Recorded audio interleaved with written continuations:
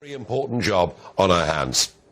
Well, a very difficult job, and of course, top of the list is the small boat crisis in the English Channel. It's the issue that arguably did it for the current Home Secretary, now the former Home Secretary, Priti Patel, promises to try to get to grips with this crisis, but month after month, year after year now, that crisis has only continued to get worse, with another 2,100 odd arriving just over the weekend, and even yesterday and today, with weather conditions really quite appalling out there in the Channel, they're still coming. Yeah, I mean, I simply, Mark, cannot believe that any dinghies came across the Channel in the last 2 days in those terrible conditions. What news do we have when it comes to Albania? Is it still huge numbers of Albanians crossing the English Channel?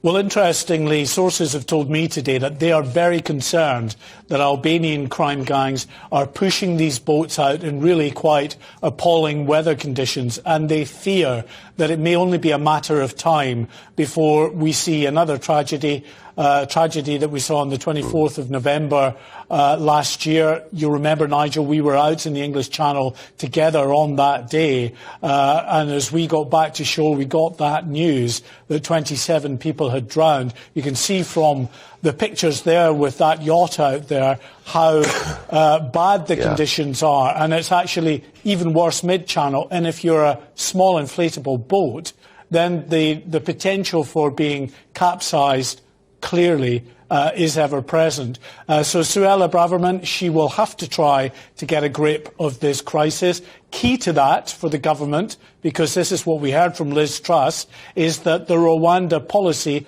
must work. In fact, she said, Nigel, that she wants to expand that out to other potential willing nations that would take some of these asylum seekers as well. But that all depends on whether they can get this through the courts. And we're still in that process this week of hearing this judicial review, and we're not going to get any judgment on that, at least for a couple of months.